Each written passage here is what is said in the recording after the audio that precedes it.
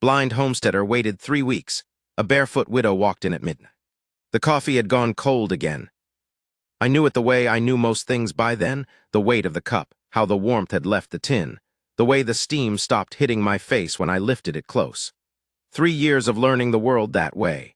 3 years of figuring out what everything felt like from the inside out, because the outside was gone from me. I set the cup back on the table, didn't pour it out, didn't get up. Just sat there at the table I'd made myself, in the dark that wasn't any different from the light, and listened to the night settle around the house. September, the smell of it was in the boards. That dry grass smell that comes in through every crack when the nights start going cold, but the days still hold some heat. I'd been on that claim for 6 years by then. First 3 I could see it. Last 3 I had to reconstruct it from what my hands told me, what my nose told me, what I could hear when I stood in the yard at dawn and turned slowly around. The house was 16 feet by 20. I knew because I'd built it. 4 rooms if you counted generous, 3 if you were honest. The barn was 40 paces northwest from the front door. I'd worn a groove in the dirt getting there and back so many times that my boots knew the way even when my mind was somewhere else. That was the life. I'm not complaining. I want to be clear about that. A man who sits in the dark feeling sorry for himself doesn't make it 3 years on a claim with no help and no sight. You learn to account for everything, or you die, or you give up and go live in your brother's back room in Wichita and spend the rest of your years being pitied. I had done the accounting. I had kept the claim. But there are limits to what accounting can do. The loneliness wasn't the worst of it. The worst was the smallness. The way my world had shrunk down to what I could reach from the center. I used to ride out across my land and look at the ridge line to the west and feel big inside it, feel like the space was mine, feel like I was part of something that went on and on. By that September I couldn't ride anymore, not safely, not alone. And the world was the house and the barn and the 40 paces between them, and everything else was just wind and sound and smell coming at me from a distance I couldn't cross. I sat at that table most evenings. I'd eat what I'd made, and I'd gotten good enough at it that I didn't burn myself more than once a week anymore. And I'd drink my coffee while it was still hot, and then I'd sit with it after, because there was nowhere else to be and no reason to be there faster. That's where I was the night she came. I heard the horse first, coming up from the south road, which meant she'd come from Mineral Fork, which was the nearest town, 11 miles. The pace was wrong. Too slow and too careful, like the animal was exhausted and being walked in by hand. Horses ridden hard sound different from horses being led by someone who's worried about them. I'd learned that. I sat still and listened. The hoofbeats stopped about 30 feet from the house. I heard something else then, a soft sound hard to name, like cloth settling, like something sitting down or lying down, and then nothing. I waited a long time, maybe 10 minutes. Whatever it was didn't move, didn't call out. The horse made a tired sound and I heard it shift its weight. I got up and found the doorframe with my left hand and went out onto the porch. The cold hit me. September nights had started going sharp. Somebody out there? Nothing for a moment, then, yes. A woman's voice. Low and careful. Not afraid of me, more like she was rationing her strength and didn't want to use more words than she had to. You need help. Another pause. I think the horse needs water more than I do right now. That's the first thing she ever said to me that meant anything. Not about herself, about the horse. I went back inside and got my coat off the peg by feel and put it on. Got my boots. I kept everything in the same place always because finding things you've misplaced in the dark is a kind of punishment I'd learned to avoid. Boots on the left side of the door, coat on the second peg, lantern on the shelf to the right of the door, though the lantern was for other people now, not for me. I went back out. I'm going to come toward you so I can take the horse. All right. I went down the 2 porch steps and across the yard. I'd learned to walk confidently in my own land. Hesitation was more dangerous than certainty. You tripped over yourself more when you shuffled. I walked like I knew where I was going because I did. My hand found the horse's neck before I expected it. The animal was closer than I'd judged. He flinched a little at my touch but settled when I ran my palm along him and talked low. He was hot and damp and breathing hard, ridden a long way. I found the lead rope and took it. He can go in the barn, I said. There's water and hay. She didn't answer right away. Then I can't get up. I stood there a moment with the horse rope in my hand. How bad? I don't know, my feet. A pause. I've been walking since this morning, and I think they're cut. I tied the rope to the porch rail, the post I'd put in specifically for that, because you always need somewhere to tie a horse, and I went toward where her voice had been. Keep talking, I said, so I know where you are. I'm on the ground. I sat down when the horse stopped, and I don't think I can get up without help. I crouched and my hand found her shoulder. She was sitting with her back against something. I realized after a second it was the water trough, the one I kept by the south side of the porch. She'd made it that far and gone down. Can you put your arm around my neck? She did. I got her up slowly. She was lighter than I expected, and she made a sound when her feet took weight that I didn't like. A small bitten-off sound, the kind people make when they're trying not to make sounds. Lean on me. She did that too. I got her to the porch steps and told her about each one. Got her through the door. Got her to the chair by the fireplace, the good chair, the one with the arms, the one I almost never sat in because it was oriented toward the fireplace, and what was the use of that? Sit, she said. I went and found the lantern and lit it, easier done by feel than you'd think, once you know the angle the wick takes, and set it on the mantelpiece. Not for me, for her. I went back outside and took care of the horse. That took a while. He needed water and he needed a rub-down, and he was nervous in a strange barn, so I stayed with him longer than strictly necessary. Talked to him the whole time. By the time I came back and the fire was lower and she was asleep in the chair. I stood in the doorway and listened to her breathe. I'd been on that land 6 years, and nobody had come to it without a reason I knew in advance. My brother Hector rode out twice a year from Mineral Fork, once before winter and once after, to make sure I was alive and to bring supplies I'd sent for. He'd offered more than twice. I'd said no more than twice.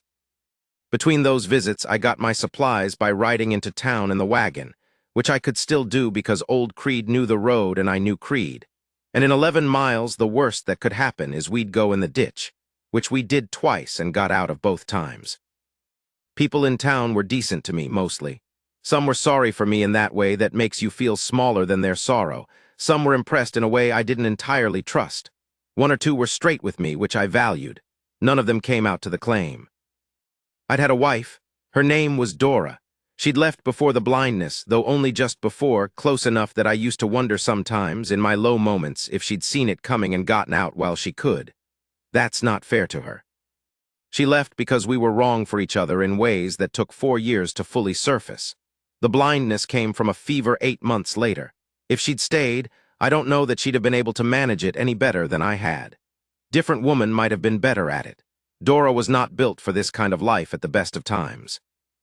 I don't say that with bitterness. She was what she was, so was I. But after she left and after the fever, I had arrived at a life that was purely and completely mine. Every decision mine, every problem mine, every small victory mine, and every failure mine too. There was something in that I held on to, not pride exactly, more like a kind of ownership. You can't take this from me because there's nothing here but me and what I've made. So when I say I didn't know what to do with a woman asleep in my good chair, I mean it exactly that way. It wasn't an inconvenience. It was more like a disruption of a system I'd built so carefully that I wasn't sure it had room for another person inside it. I got the coffee going again and sat at the table and listened to the fire. She woke up around midnight by my reckoning. The cold had reached a certain quality, the kind that comes when the night is deepest. Oh, she said, just that. You're in my house, I said. You came in off the south road about 3 hours ago. Your horse is in my barn. Your feet were cut.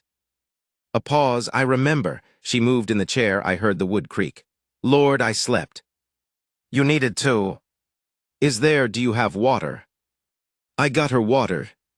Found the cup by the shelf, found the bucket, got it done without any ceremony. Brought it to where she was. I came from the direction of her voice because that's how you do it when you can't see the person. She took the cup and drank.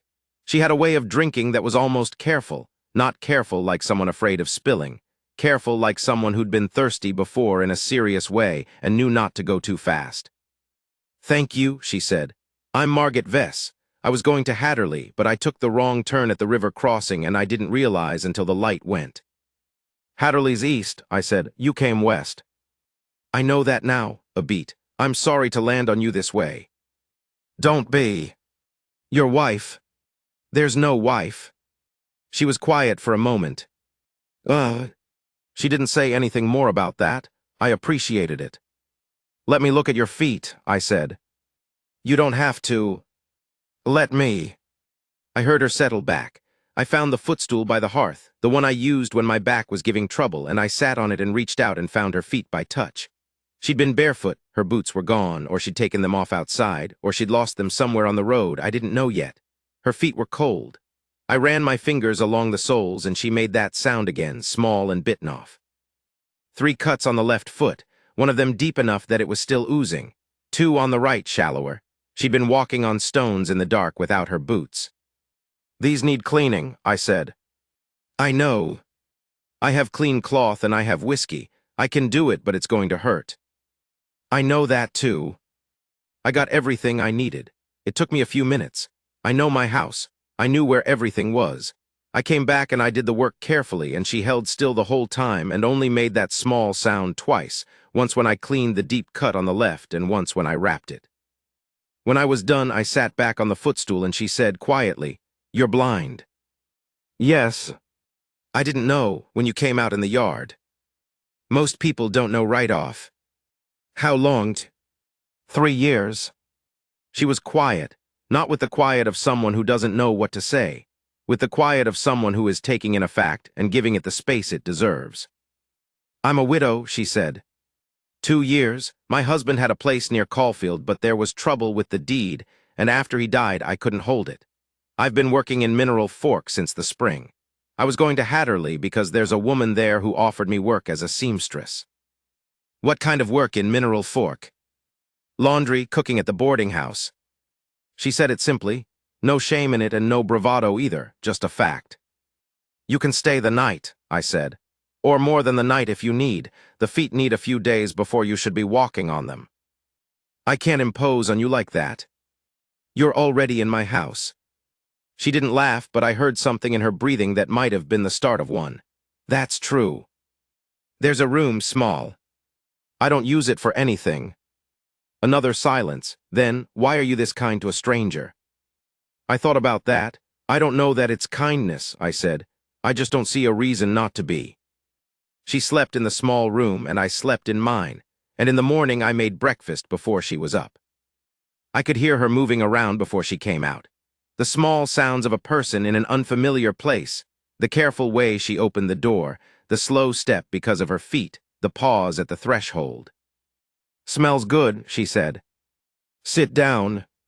She found the chair, I heard it. I brought the food and set it on the table, and she was quiet for a moment in a way that meant she was looking at something. The plates are at 7 o'clock from your right hand, she said. The cup is at 2. The bread is in the middle. I hadn't said anything about it.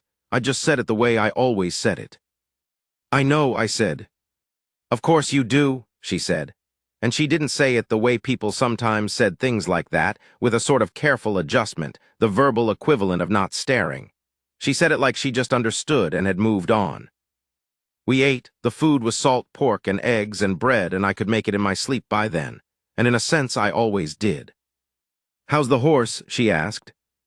I checked him this morning. He's sound, he just needed rest. He's a good horse, she said. He got me this far. What's his name? Calvert, she paused. My husband named him. I kept calling him Calvert after, seemed right. I nodded, we ate. After a while she said, What's your name? I realized I don't know it. Reuben Cade. Reuben, she tried it like she was checking the fit. I'm going to stay a few days if the offer still holds. My feet aren't going to be right before then. It holds. I'll work for it, whatever you need help with. You don't have to do that. I know I don't have to, her voice was level. I want to. The first thing she did, that afternoon after she'd rested, and the sun had moved around to where the house was warm, was ask me to take her through the property. I said, why?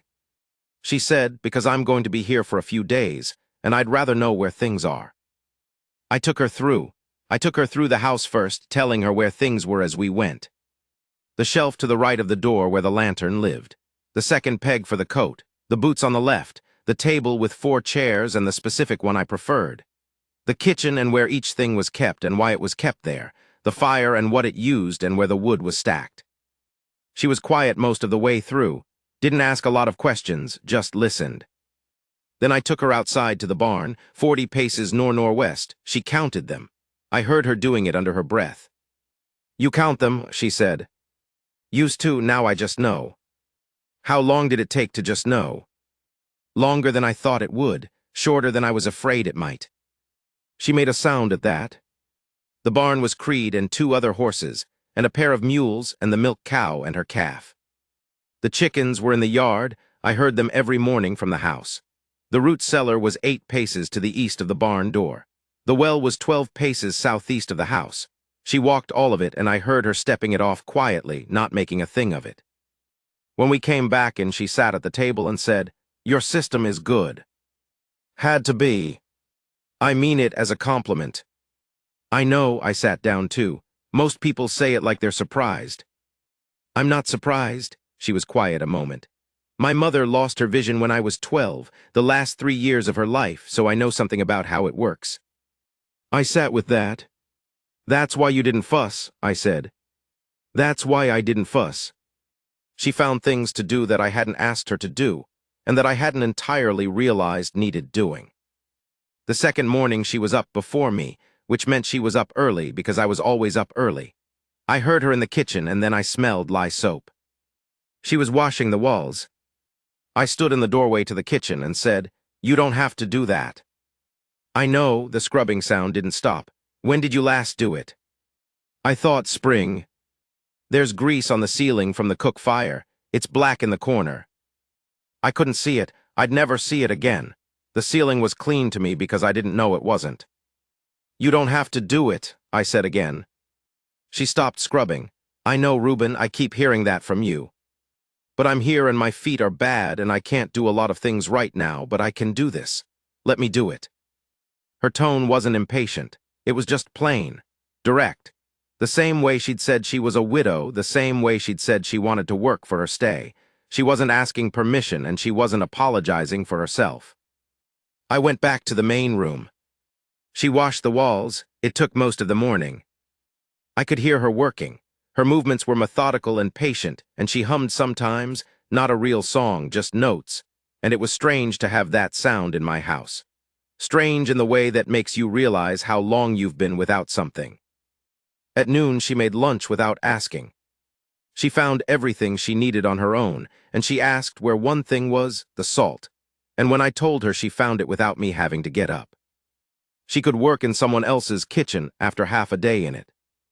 After lunch, she asked if she could look at the account book. I said, "Why?" "I keep accounts," she said. "At the boarding house, I kept the books. I was good at it. I thought maybe I could help." I hadn't looked at the account book myself in a while. I'd had my brother go over it the last time he was out. "It's in the top drawer of the desk," I said, "far left." She got it. She was quiet for a long time, going through it. "Reuben." "Yeah." "Your grain price from Miller's in Mineral Fork is too high. There's a man named Beckwith who's been selling at 20 cents lower per bushel since spring." "I didn't know that." "And you're being charged for 2 barrels of pickled brine that you apparently only ordered 1 of. It's been on there since February." I hadn't known that either. She went through the whole book, every page. She found 4 things that were wrong or could be done better, and she told me each one plainly without making me feel stupid for not having caught them, without making a thing of the fact that I couldn't have checked myself. Just, here is what I found, here is what it means. I sat and listened. When she was done, I said, "What would that add up to over a year?" She calculated, close to $30. $30 was not nothing on that claim. "Thank you," I said. "It's not a gift," she said. "It's just arithmetic." Her feet took 10 days to fully heal. I say that now and it sounds like a clean fact. At the time, it didn't feel clean. At the time, it was her hobbling to the barn to check Calvert every morning and me hearing her slow, uneven step across the yard and the way she never complained about it. It was her sitting with her feet up in the afternoon when the work let her, reading aloud from my small shelf of books because she'd asked if I had any and I'd said yes, and she'd asked if I'd like to hear one and I'd said I didn't mind. She read the way some people talk, like the words were something she'd thought about before she said them. Not slow, just considered. I had 4 books. She asked which I wanted first. The one on the end, I said, to the right. She got it, she told me the title. I said I knew what it was, I'd had it since before. I'll start at the beginning. No, I said. There's a chapter, about the 3rd or 4th in, where the man describes crossing the mountain pass in winter. Start there. She found it, she started reading. After a while she stopped. This is beautiful, she said. I know. You've read this a lot. Many times, I like to hear it now. She kept reading. After a while I stopped keeping track of the words and just listened to her voice moving through them. Things shifted gradually enough that I almost missed when they shifted. It was her horse that I noticed first. Calvert wasn't a workhorse, but he wasn't fragile either, and one afternoon she asked if she could use him to haul some things from the root cellar to the house. I said she could use him however she needed. She spent the afternoon reorganizing the root cellar. I heard her going back and forth.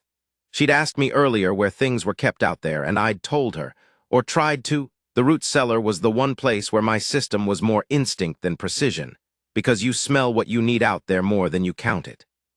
She put it in order. She told me after, walking me through it. Here are the potatoes, here are the jars, here are the onions hanging from the left wall. Here's where there's a crack in the wall you didn't know about that's letting in moisture, and you'll want to plug it before the hard freeze. I stood in that cellar and she talked, and I could feel the order of it. The rightness of having it all in a system that was clear. Did you do this based on what you told me your system was? She said. What do you mean? I set it up so that the things you need most often are closest and to the right. The things that can wait are back and to the left. I tried to match the logic of how you work. I stood there for a moment. That's yes. That's how it should be. Good. She stepped around me to get out, and her shoulder came close to mine. She smelled of earth and dried onion and something underneath that was just her. That was the first time I noticed. The day her feet were healed enough to ride, she came and found me in the barn where I was working on the harness for the mules. I heard her step, still slightly favoring the left. My feet are better, she said. I know. I'd been listening to how she walked all week. I should go. I've imposed long enough. I kept working on the harness. The leather was stiff and I was working oil into it with my fingers. It gave my hands something to do. You haven't imposed. Reuben, I've been here 10 days. You've worked 10 days. She was quiet. You've worked harder in 10 days than I could have paid someone to work, I said. The root cellar alone, the account book. I kept working the oil into the leather. The walls. Those were small things. Not to me. Another silence. Then, I told you my mother was blind. Yes. When she lost her sight, my father, he wasn't a bad man, but he didn't know how to adjust. He kept trying to do things for her that she could do herself. He meant well, but it made her feel small. It made her feel like she was being handled. I held still. You don't do that, she said. You never asked me to do things for you. You never made me feel like I was here to compensate for something. You're not. I know, that's what I'm saying. She took a breath. I've liked being here, Reuben. I've liked the work, I've liked this. I didn't say anything. But Hatterley, she said, the woman who offered me the seamstress work. You should go, I said. It's good work. She was quiet for a long moment. Is that what you want? She said. The harness leather was warm in my hands. The barn smelled of hay and horse, and the particular oldwood smell that old barns have. I want you to have what you're going to, I said. That's not what I asked. I put down the harness. I turned to where her voice was, which is the closest thing I have to looking at a person. I don't know what I want, I said. I know what I have. I know what this place is and what a life here looks like. I don't think it's fair to want you to want that. Why not? Because I stopped. Because it's not much to offer. I heard her step. She was crossing the barn floor, slow and careful on the straw. Then her hand was on my arm. She had a firm grip. She didn't hold me like I was fragile. She held me like you hold onto something solid. I haven't felt useful in 2 years, she said. Since Frank died, I felt like a problem to be solved. A woman without land, without money, I felt like a weight on every room I walked into. Her grip didn't loosen. I don't feel that here, I feel like myself here. I didn't say anything. You have a good claim, she said. Good land, you've kept it 3 years without being able to see it. The system you built is better than most men build with both eyes open. The accounts need tending, and the root cellar needed organizing, and there's a crack in the south wall of the house that's going to let cold air in all winter, and I know how to do all of those things. She paused. I'm not talking about charity, either way, not yours to me and not mine to you. I know that, I said. Then what are we talking about? I thought about it, about what it was exactly that I'd been sitting with these 10 days. Not loneliness, I'd made my peace with that, something else. Something that felt more like the thing I'd lost when my world got small, the sense of space. The sense that there was more than what my hands could reach from the center. I don't know what I look like anymore, I said. I haven't had a mirror since, it doesn't matter. I know my hair goes a certain way, I know my face is rough, I can feel that, but I don't know, I stopped. I don't know what you see when you look at me. She was quiet for a moment, then she reached up and put her free hand on my face, not a tentative touch. A real one. Her palm was warm and rough from work, and she turned my face just slightly, like she was looking at it properly. I see a man who built something good, she said, under hard conditions and kept it. I didn't move. That's what I see, she said, and she didn't move her hand right away. She held it there until I had the measure of it, until it had settled. She didn't go to Hatterley. I want to say it simply because it was simple in the end. Not easy, simple. She sent a letter with the next rider going east and explained that her circumstances had changed. She didn't tell me what she wrote. It wasn't my business. But she stayed. The first weeks after that were an adjustment that neither of us talked about much, which suited us both. She moved into the small room properly. She brought in the things she had, not many, a saddlebag's worth, and she organized them in the small room in a way she told me about so I'd know where things were if I ever needed to knock on her door. I didn't know what to do about the fact that I couldn't see her.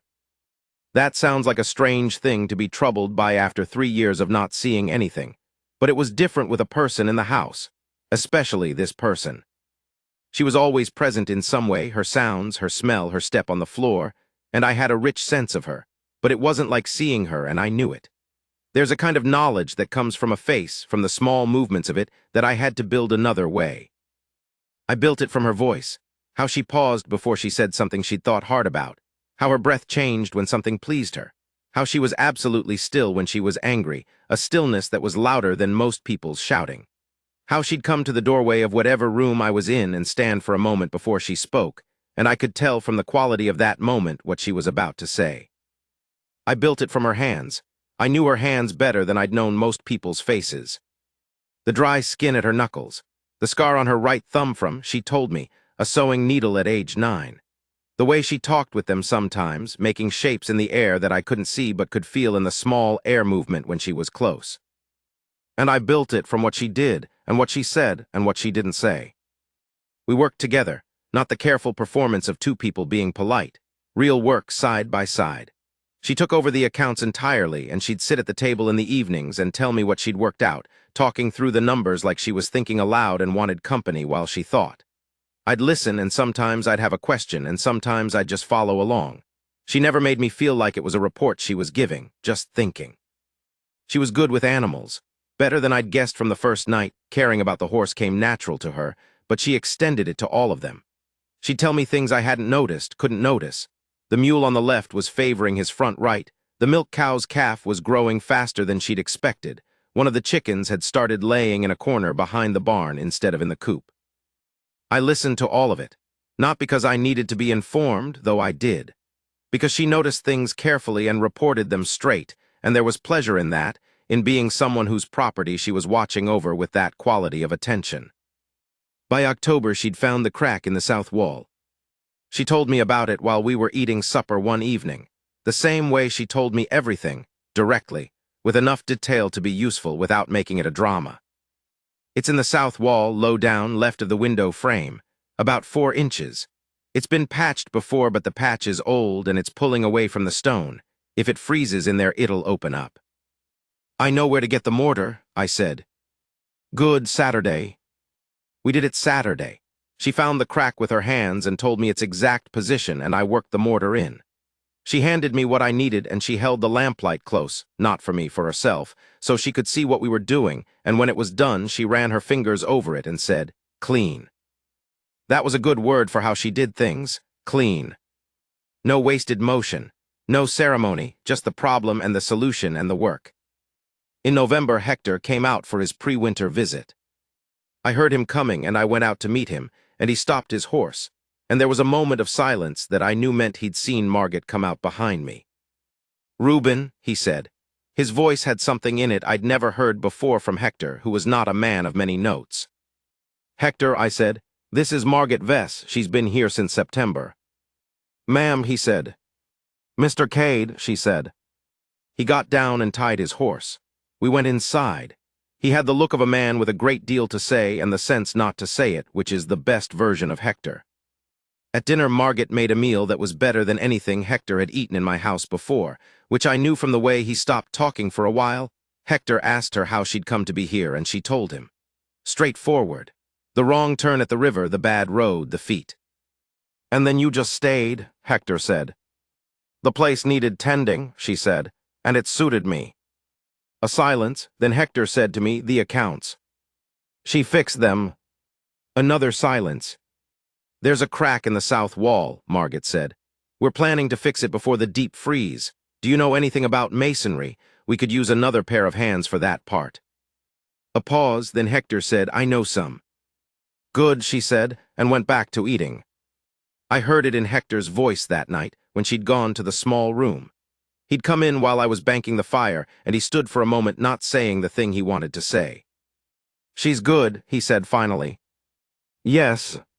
I mean for you, she's good for you." A pause. "You sound different, Reuben." I kept working the fire. "Different how?" "Like," he stopped, "like you've got more room." I sat with that. "Yeah," I said. Winter came down hard that year. The first serious snow was in December, and by January we were locked in tight. The 40 paces to the barn in the dark, and the cold was a different proposition with a foot of snow on the ground and a wind that came off the plains like it had a grudge. I'd row-prigged it the first year. A line from the house to the barn, so I could follow it even when the world went white and directionless. I'd told Margaret about it when I took her through the property, and she'd said, "Good," in the tone she used for things she'd already assessed and approved of. That winter we were mostly inside. I suppose I'd thought there might be strain to that, being two people in a small house with nowhere to go. I'd been alone so long that I'd half expected the presence of another person to wear on me. It didn't. It turned out to be the opposite. I don't fully understand it. She wasn't quiet, she talked, she read aloud, she filled the rooms with the particular sounds of her.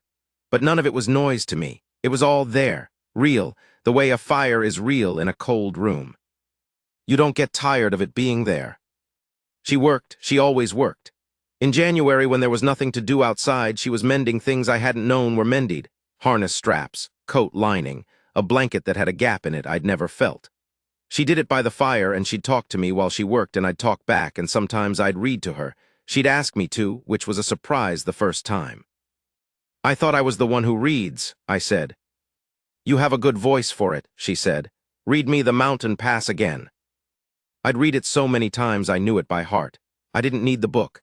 I sat in the chair near the fire, and I recited it from memory, and she was still, listening, and when I finished, she was quiet for a moment. "You know it by heart," she said. "Yes." "How many times have you read it?" "Before, maybe 6, 7 times since," I thought. "Hard to say, it's the piece I go back to." "Why that piece?" I hadn't been asked that before. I thought about it. "Because the man is alone in the pass," I said. "And he describes it, the cold and the height and the quiet, and he's afraid, he says so, but he keeps going. And what he describes, seeing the light on the peaks and the way the snow sounds, it's beautiful. And he's alone in it, and it's beautiful anyway. Doesn't need anyone else to make it beautiful." I stopped. I used to think about that in the first years, that what I was losing, the seeing of things, didn't make them less. The light on my land in the morning is still the same light. I just receive it differently. She didn't say anything for a while. "That's a graceful way to live with something," she said. It's the only way I found that didn't make me smaller. She was quiet again. Then, my mother, I told you she was blind the last 3 years.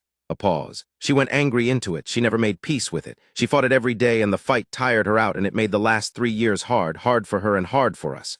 Another pause. I used to think she was wrong to fight it. Now I think maybe she just needed a different thing to hold on to. She didn't have something like your mountain pass. I thought about that. What did she have? I said. A long quiet. Us, her family, but that wasn't enough for her, I think. She needed something that was hers alone. A breath. I think everyone needs something that's theirs alone. What's yours? I said. She didn't answer right away. Numbers, she said, and there was something almost shy in it, which was so unlike her usual directness that I marked it.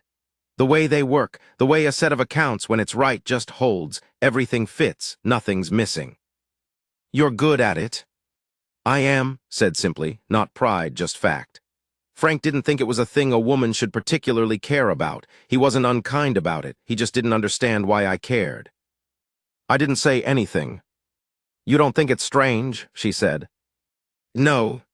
You never have. Why would I? A pause, then no reason, and I heard something settle in her voice. A tension going out of it. February was the hardest month. A storm came through that lasted 4 days, the kind where the wind doesn't stop and the snow is horizontal and the cold is a physical weight. We got through it fine. I had wood laid in for 3 months and the root cellar was well stocked. But on the 3rd day she got sick. Not badly. A fever, a cough, the kind of thing that passes. But she was in bed for 2 days, and in those 2 days I ran the house alone, and I ran it well, I thought. But I found myself standing in the doorway of the small room more than once, listening to her breathe. She slept a lot. I brought her water and I brought her broth. I made it from what we had in the cellar, the dried herbs she'd hung in the kitchen in the fall, and it came out all right, and she'd drink it and thank me in a voice that was thin and rough. On the 2nd afternoon she said, Reuben. Here. Come in, don't stand in the door. I came in. Sit down, you're hovering. I'm not hovering, I'm checking on you. Sit down anyway. I found the edge of the bed by touch and sat. She shifted and her hand found my arm. Not the firm grip from the barn, looser, fever-warm. I'm going to be fine, she said. I know. Then stop standing in the doorway. I wasn't, I stopped. All right. She kept her hand on my arm. You've been taking care of everything today. It's my house. That's not what I mean. Her voice was tired. You fed the animals, you kept the fire, you made the broth. These are not remarkable things. I know, a pause. I wanted to say, you're steady, Reuben. I don't think you know how steady you are. I didn't say anything.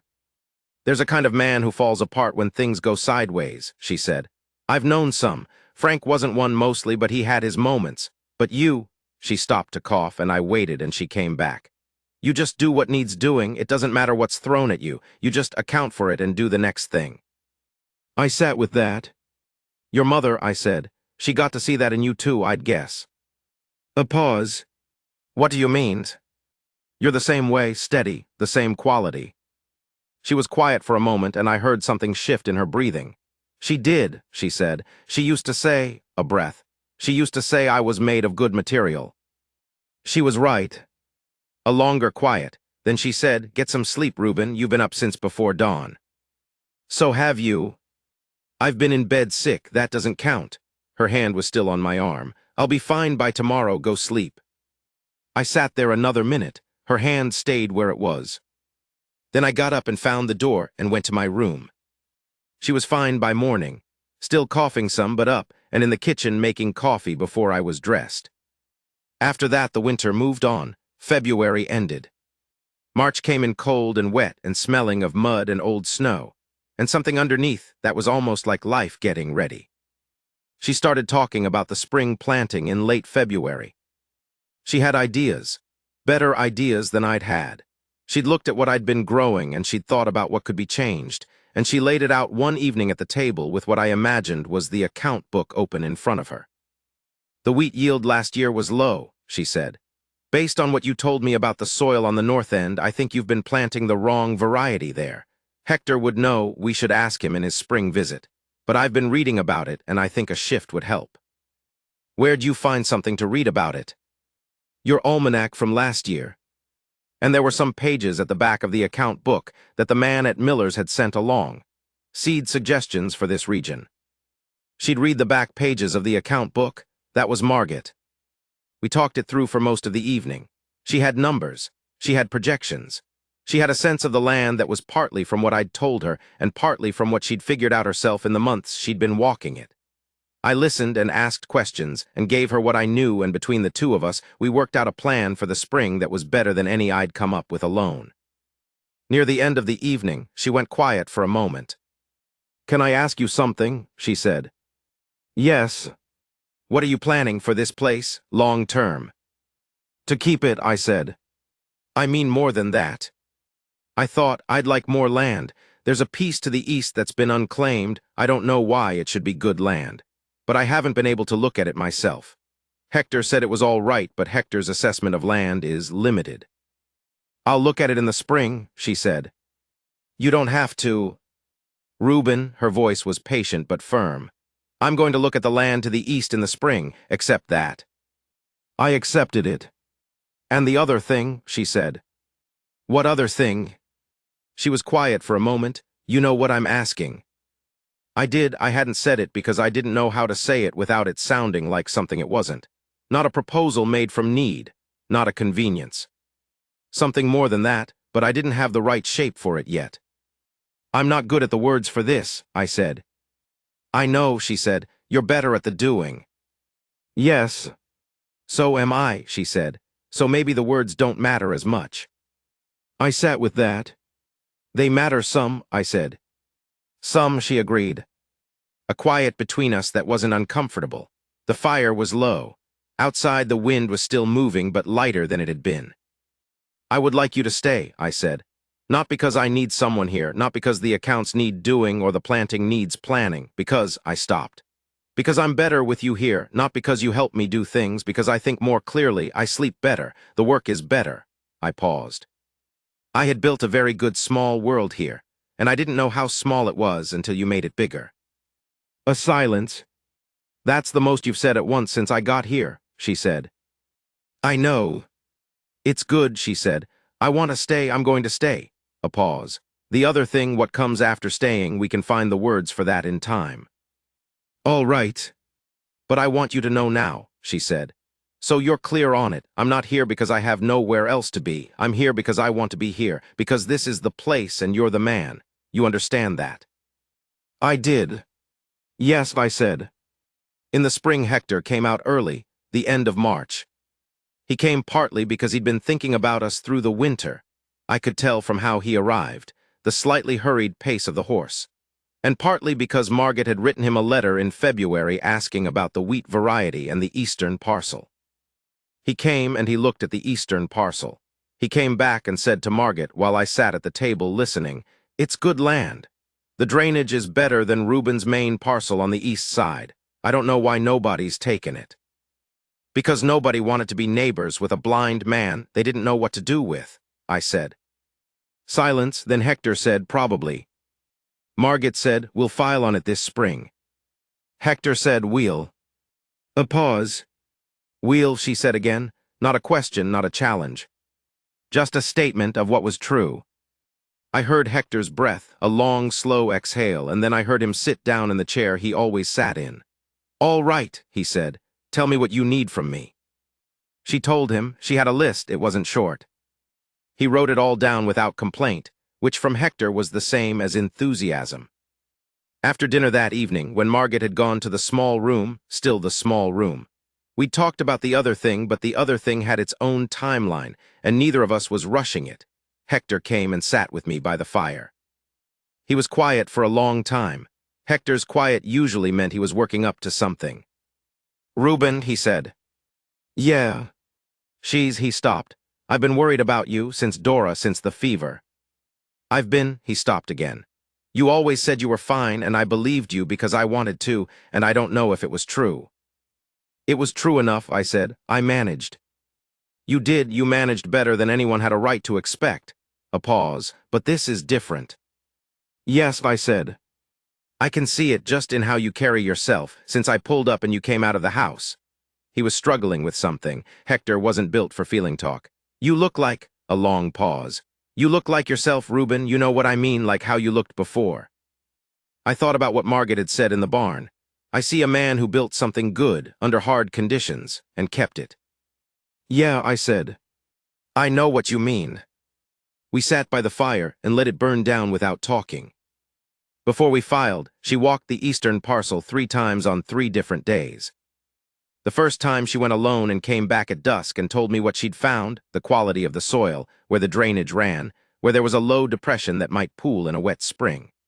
The second time she took me with her, walking me through it slowly, describing what was in front of us as we moved. Not for me to see it, for her to think aloud and for me to hear it and ask questions. The third time she brought the almanac and spent an afternoon out there, and when she came back she sat at the table for an hour with the accounts before she looked up and said, "We should file." "You're sure?" "I've been sure since the second walk," she said. "I just wanted to be certain I wasn't being optimistic." "And you're not?" "I'm not optimistic by nature," she said. "You know that." I did know that. It was one of the things I relied on in her, not pessimism either, just a level eye for what was real. We filed on the eastern parcel in April. The ride to Mineral Fork was different than it had ever been. Margaret drove. She'd learned my rig and Creed's habits in the fall, and by spring she had them down. And we went at a good pace on the road I knew so well I could have told you every dip and bend from memory. In town, she helped me with the filing, and then we went to Miller's for supplies, and she settled the account and corrected the error that had been running since February, and the man at Miller's, a man named Stuffer who'd been decent to me over the years, said to her, "You're Reuben's wife." A pause. I felt her shift beside me. "Yes," she said, the first time either of us had used the word. Stuffer said, "Good to meet you, ma'am," and went about his business. Outside, waiting for the wagon to be loaded, she said quietly, "I'm sorry." I shouldn't have said, without us having talked about it properly. "Don't apologize for it," I said. A pause. "Are you sure?" "I've been sure since February," I said. "I just hadn't said so." Another pause, then she laughed, a real laugh, not the small bitten-off almost laugh from that first night. A real one, low and dry, and it surprised me when it came. "Since February," she said. "When you were sick, when you said I was steady." I paused. That was the first time in 3 years anyone had said something like that to me and meant it without feeling sorry for me. She was quiet. "Without the sorrow underneath it," I said. "There's no sorrow in it," she said. She stopped herself. "There's no sorrow." I put my hand out and found her arm, and she took hold of it. And we stood in the street in Mineral Fork in the April sun waiting for our wagon, and that was that. We were married in June at the claim. Hector came. The minister rode out from Mineral Fork, which he did without much complaint because Margaret had been going to services there all spring and had charmed him without trying to, the way she charmed most people who were willing to be charmed and some who weren't. I wore the good coat. Margaret's dress, she'd made it herself over the winter, though she hadn't told me that until a week before. I'd wondered what she was sewing so carefully some evenings and hadn't asked, was blue, Hector told me after. He said it in the specific tone of a man who was not comfortable describing dresses. "Blue like the sky," he said, "or blue like water." "Like," he stopped. "Blue like Reuben, I don't know, just blue. It was a good dress." She looked. He stopped again. "Like herself," I said. "Yeah," he said, "like herself, but more." I thought about that. The ceremony was outside in the yard. I could feel the sun on my face and smell the grass and the dry dust of June and the horses nearby. The minister read what ministers read. Margaret's voice when she spoke was the voice I knew well by then, measured, real, no performance in it. After, when the minister had ridden back and Hector had settled in for the meal, she came and stood beside me, and I reached out and found her hand. She squeezed it once, firm and real. "What are you thinking?" she said. "About the mountain pass," I said. A pause. "The book." "The man alone in the cold, looking at the peaks, the light on the snow." I paused. He was right that it was beautiful alone, but I think he'd have been a fool to stay alone once he had the chance not to. She was quiet for a moment, then she squeezed my hand again. "Come on," she said. Hector's going to eat everything if we don't get in there. I laughed, an actual one, which still surprised me sometimes when it happened, and she led me back toward the house. That was 12 years ago. We filed on 2 more parcels in the years that followed. The wheat on the north end improved the way she said it would. The account book is her domain entirely now, though she still talks me through it most evenings, thinking aloud while I listen, which I've come to understand is just how she thinks best, not teaching me, just needing the presence. We had 2 children, a boy and a girl. The boy has my coloring and her eyes for numbers, and the girl is her mother straight through, deliberate and observant and capable in ways that still surprise me when she shows them, which is often. I learned their faces with my hands, both of them.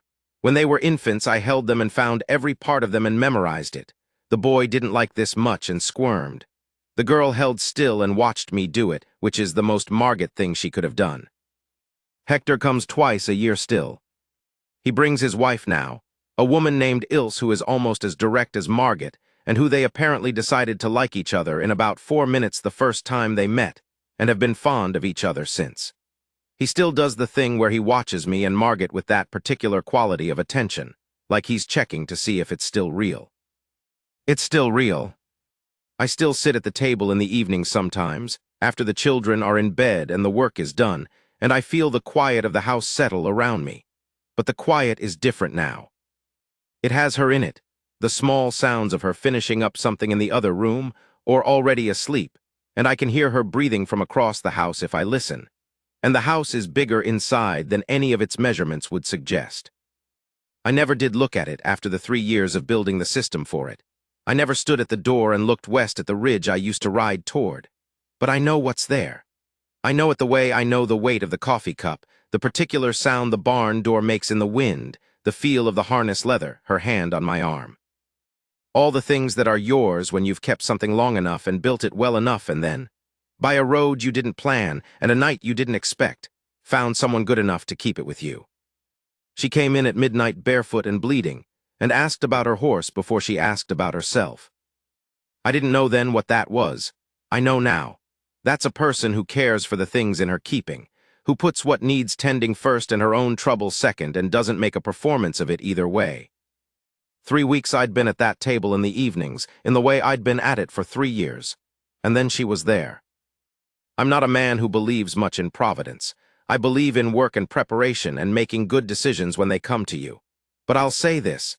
There are things that happen to a man that he didn't arrange and couldn't have and wouldn't have thought to. And you either account for them in your system and let them in, or you don't. I let her in. I'd do it 100 times. The coffee's gone cold again. It does that every night. I can hear her coming down the hall now, her step, which I know as well as I know anything in this world. And in a minute she'll see it and say something plain about it, and I'll make a fresh pot and we'll sit. And that'll be the end of the day and the start of the next one. That's the whole of it. That's what there is.